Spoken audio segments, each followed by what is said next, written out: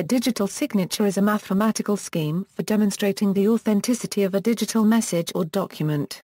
A valid digital signature gives a recipient reason to believe that the message was created by a known sender, such that the sender cannot deny having sent the message and that the message was not altered in transit. Digital signatures are commonly used for software distribution, financial transactions, and in other cases where it is important to detect forgery or tampering. Explanation: digital signatures are often used to implement electronic signatures, a broader term that refers to any electronic data that carries the intent of a signature, but not all electronic signatures use digital signatures. In some countries, including the United States, India, Brazil, and members of the European Union, electronic signatures have legal significance. Digital signatures employ a type of asymmetric cryptography. For messages sent through a non-secure channel, a properly implemented digital signature gives the receiver reason to believe the message was sent by the claimed sender. Digital signatures are equivalent to traditional handwritten signatures in many respects, but properly implemented digital signatures are more difficult to forge than the handwritten type. Digital signature schemes, in the sense used here, are cryptographically based, and must be implemented properly to be effective.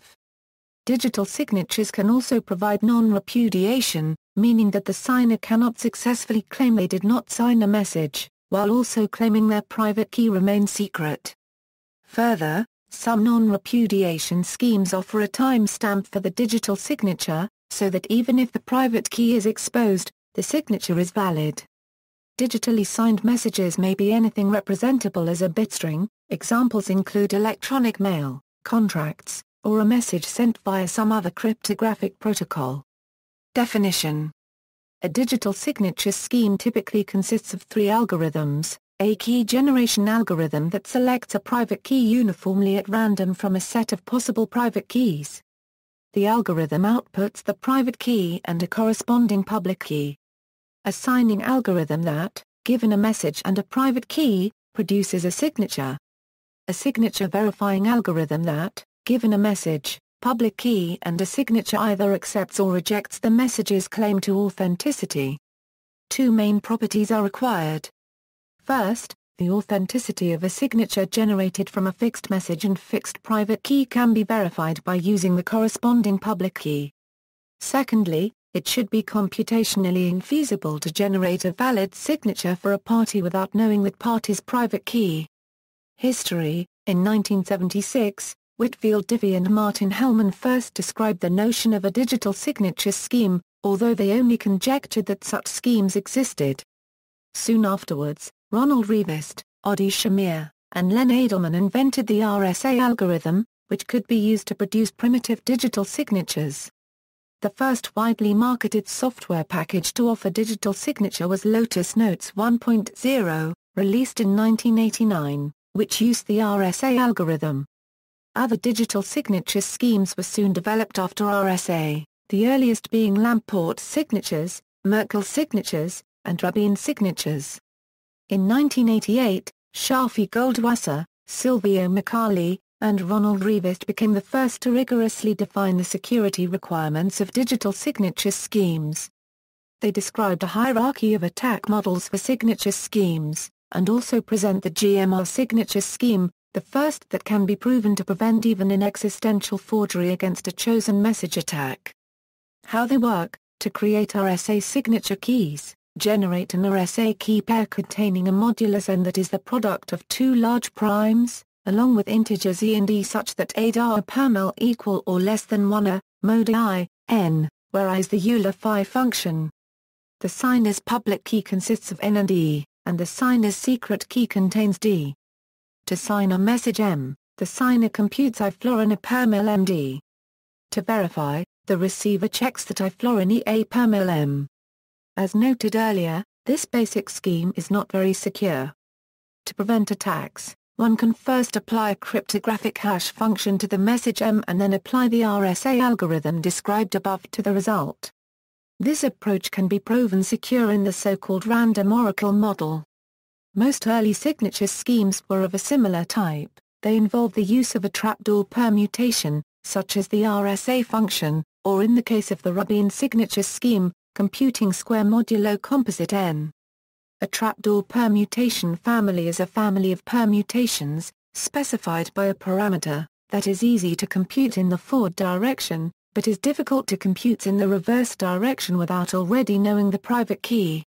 However, for every parameter there is a trapdoor, which when known, easily decrypts the message. Trapdoor permutations can be viewed as public key encryption systems, where the parameter is the public key and the trapdoor is the secret key, and where encrypting corresponds to computing the forward direction of the permutation, while decrypting corresponds to the reverse direction. Trapdoor permutations can also be viewed as digital signature schemes, where computing the reverse direction with the secret key is thought of as signing, and computing the forward direction is done to verify signatures. Because of this correspondence, digital signatures are often described as based on public key cryptosystems, where signing is equivalent to decryption and verification is equivalent to encryption, but this is not the only way digital signatures are computed. Used directly, this type of signature scheme is vulnerable to a key-only existential forgery attack. To create a forgery, the attacker picks a random signature ifloren and uses the verification procedure to determine the message M corresponding to that signature. In practice, however, this type of signature is not used directly, but rather, the message to be signed is first hashed to produce a short digest that is then signed. This forgery attack, then, only produces the hash function output that corresponds to ifloren, but not a message that leads to that value, which does not lead to an attack. In the random oracle model, this hash-then-signed form of signature is existentially unforgeable, even against a chosen plaintext attack. There are several reasons to sign such a hash instead of the whole document. For efficiency, the signature will be much shorter and thus save time since hashing is generally much faster than signing in practice. For compatibility, messages are typically bit strings, but some signature schemes operate on other domains. A hash function can be used to convert an arbitrary input into the proper format. For integrity, without the hash function, the text to be signed may have to be split in blocks small enough for the signature scheme to act on them directly. However, the receiver of the signed blocks is not able to recognize if all the blocks are present and in the appropriate order. Notions of security. In their foundational paper, Goldwasser, Macaulay, and Rivest lay out a hierarchy of attack models against digital signatures. In a key-only attack, the attacker is only given the public verification key. In a known message attack, the attacker is given valid signatures for a variety of messages known by the attacker but not chosen by the attacker. In an adaptive chosen message attack, the attacker first learns signatures on arbitrary messages of the attacker's choice. They also describe a hierarchy of attack results. A total break results in the recovery of the signing key. A universal forgery attack results in the ability to forge signatures for any message. A selective forgery attack results in a signature on a message of the adversary's choice. An existential forgery merely results in some valid message signature pair not already known to the adversary. The strongest notion of security, therefore, is security against existential forgery under an adaptive chosen message attack. Applications of digital signatures. As organizations move away from paper documents with ink signatures or authenticity stamps, digital signatures can provide added assurances of the evidence to provenance, identity, and status of an electronic document as well as acknowledging informed consent and approval by a signatory. The United States Government Printing Office publishes electronic versions of the budget, public and private laws, and congressional bills with digital signatures. Universities including Penn State, University of Chicago, and Stanford are publishing electronic student transcripts with digital signatures. Below are some common reasons for applying a digital signature to communications. Authentication. Although messages may often include information about the entity sending a message, that information may not be accurate. Digital signatures can be used to authenticate the source of messages. When ownership of a digital signature secret key is bound to a specific user, a valid signature shows that the message was sent by that user. The importance of high confidence in sender authenticity is especially obvious in a financial context. For example, Suppose a bank's branch office sends instructions to the central office requesting a change in the balance of an account. If the central office is not convinced that such a message is truly sent from an authorized source, acting on such a request could be a grave mistake. Integrity. In many scenarios, the sender and receiver of a message may have a need for confidence that the message has not been altered during transmission. Although encryption hides the contents of a message, it may be possible to change an encrypted message without understanding it. However, if a message is digitally signed, any change in the message after signature invalidates the signature. Furthermore, there is no efficient way to modify a message and its signature to produce a new message with a valid signature, because this is still considered to be computationally infeasible by most cryptographic hash functions. Non-repudiation. Non-repudiation, or more specifically non-repudiation of origin, is an important aspect of digital signatures. By this property, an entity that has signed some information cannot at a later time deny having signed it. Similarly, access to the public key only does not enable a fraudulent party to fake a valid signature. Note that these authentication, non-repudiation etc. properties rely on the secret key not having been revoked prior to its usage. Public revocation of a key pair is a required ability, else leaked secret keys would continue to implicate the claimed owner of the key pair.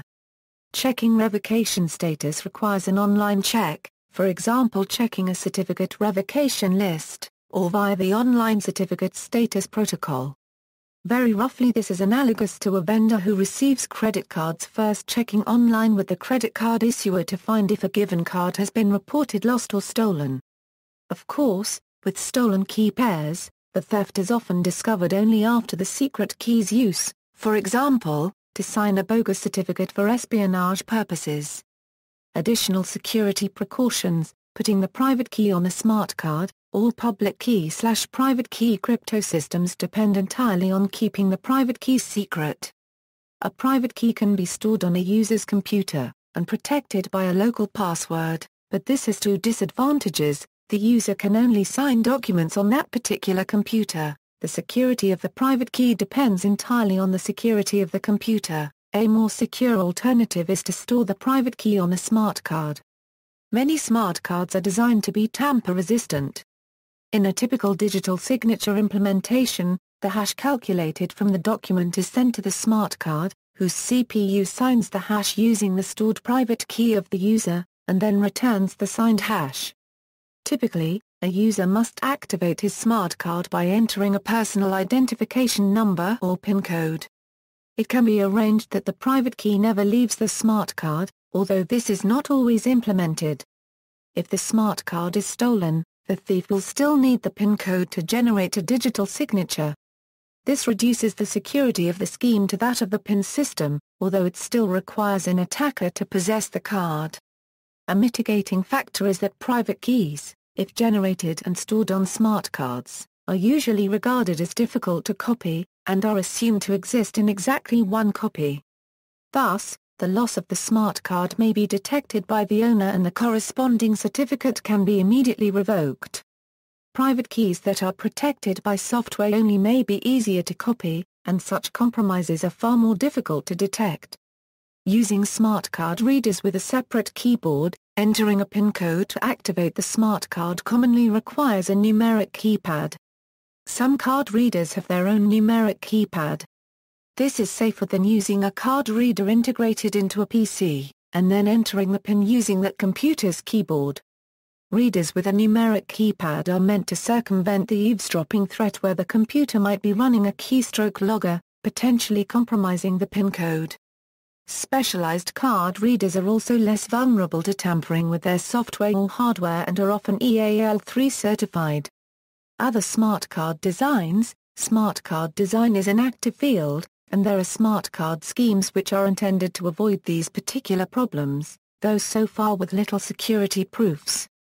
Using digital signatures only with trusted applications. One of the main differences between a digital signature and a written signature is that the user does not see what he signs.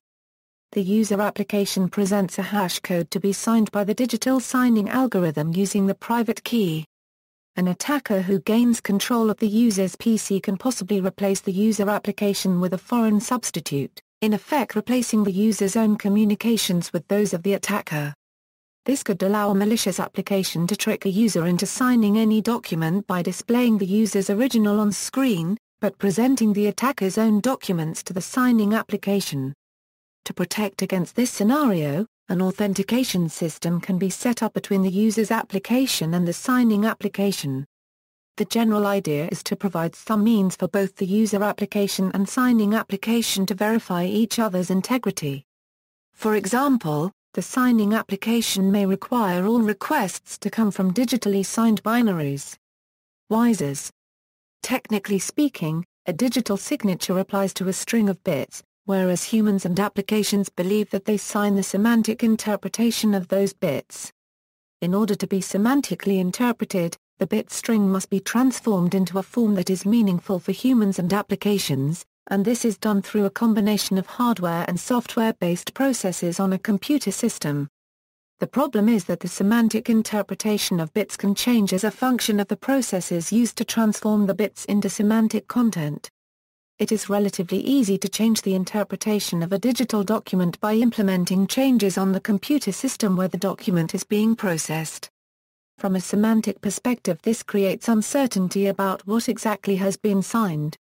WISEs means that the semantic interpretation of a signed message cannot be changed.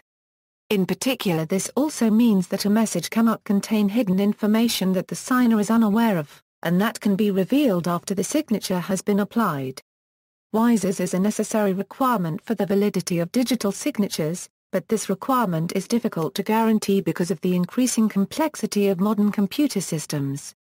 Digital signatures versus ink on paper signatures. An ink signature could be replicated from one document to another by copying the image manually or digitally, but to have credible signature copies that can resist some scrutiny is a significant manual or technical skill, and to produce ink signature copies that resist professional scrutiny is very difficult. Digital signatures cryptographically bind an electronic identity to an electronic document, and the digital signature cannot be copied to another document. Paper contracts sometimes have the ink signature block on the last page, and the previous pages may be replaced after a signature is applied. Digital signatures can be applied to an entire document, such that the digital signature on the last page will indicate tampering if any data on any of the pages have been altered, but this can also be achieved by signing with ink and numbering all pages of the contract. Some digital signature algorithms, RSA-based signature schemes, such as RSA-PSS, DSA and its elliptic curve variant ECDSA, L-Gamma signature scheme is the predecessor to DSA, and variants Schnorr signature and Poinchevala-Stern signature algorithm, Rubin signature algorithm, pairing-based schemes such as BLS, undeniable signatures, aggregate signature, a signature scheme that supports aggregation. Given n signatures on n messages from n users, it is possible to aggregate all these signatures into a single signature whose size is constant in the number of users. This single signature will convince the verifier that the n users did indeed sign the n original messages. Signatures with efficient protocols are signature schemes that facilitate efficient cryptographic protocols such as zero-knowledge proofs or secure computation.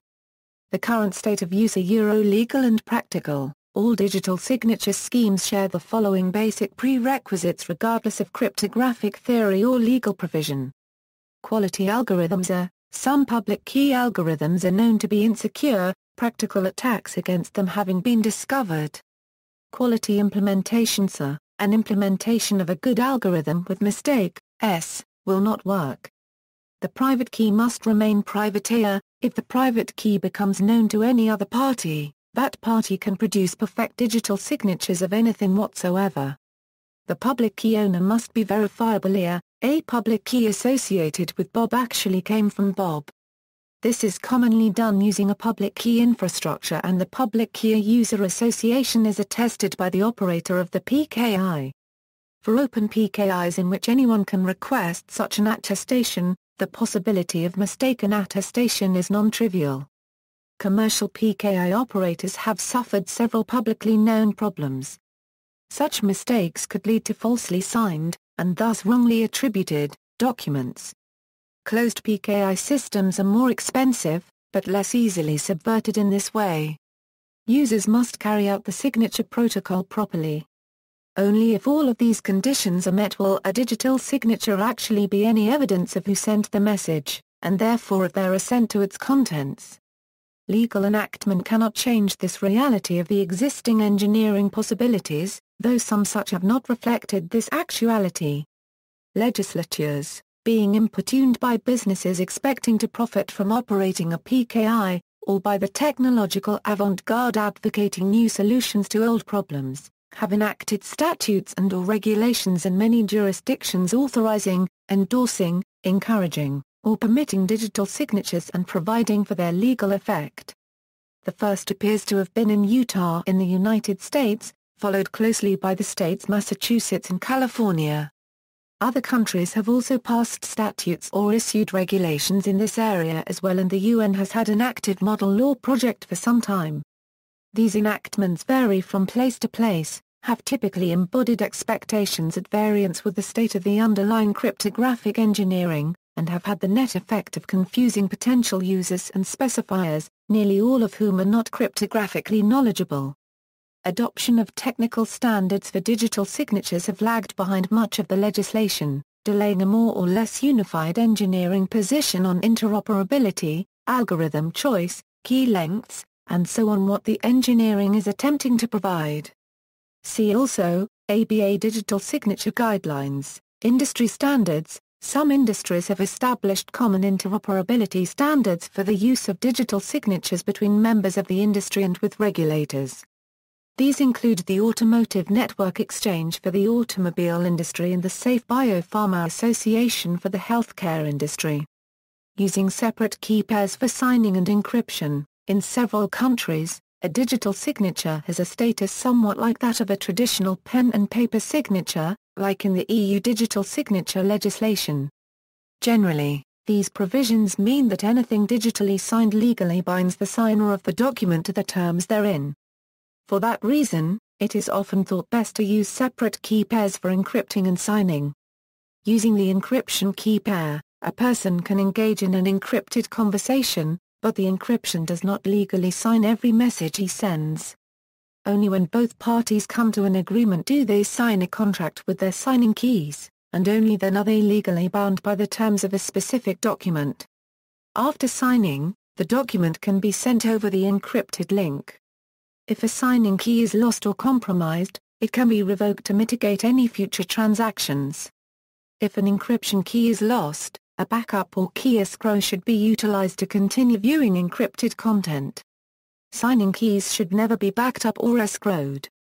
See also, 21 CFR 11, Detached Signature, Digital Certificate, Digital Signature in Estonia, Digital Signatures and Law, Electronic Lab Notebook, Electronic Signature, GNU Privacy Guard, Global Trust Center, PADS, Public Key Infrastructure, Server-Based Signatures, Notes, US ESIGN Act of 2000, State of WI, National Archives of Australia, the Information Technology Act, 2000, New Directions in Cryptography, IEEE Transactions on Information Theory, IT 22, 6, 644 Euro 654, November 1976. AB Signature Schemes and Applications to Cryptographic Protocol Design, Anna Lisionskaya, Ph.D. Thesis, MIT, 2002. Revist, R. A. Shamir.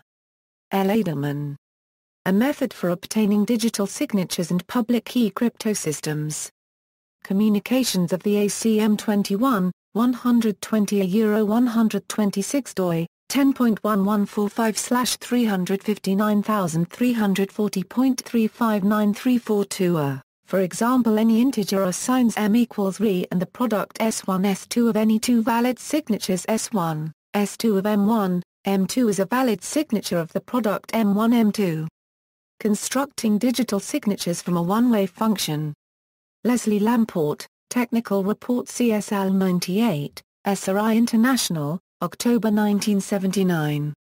A Certified Digital Signature, Ralph Merkel, in Gillis Brassard, ed. Advances in Cryptology Crypto 89, Volume 435 of Lecture Notes in Computer Science, pages 218 238, Spring Verlag, 1990.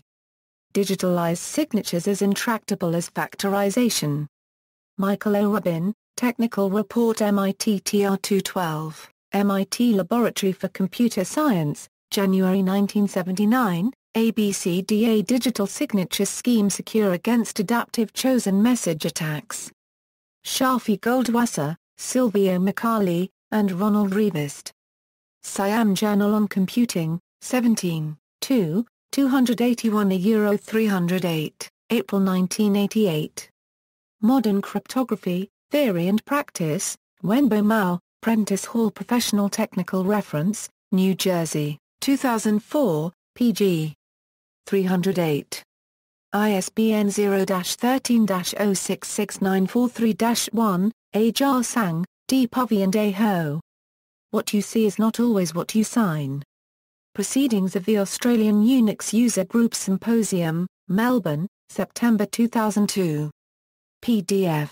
Further reading, J. Katz and Y. Lindell, Introduction to Modern Cryptography, Stephen Mason, Electronic Signatures in Law, Lorna Brazel, Electronic Signatures and Identities Law and Regulation. Dennis Campbell, Editor, E-Commerce and the Law of Digital Signatures. M.H.M. Schellenkens, Electronic Signatures Authentication Technology from a Legal Perspective. Jeremiah S. Buckley, John P. Cromer, Margot H. K. Tank, and A. David Whitaker, The Law of Electronic Signatures. Digital Evidence and Electronic Signature Law Review. Free Open Source, Open Certificate Signing Server, Open Source PDF Signing.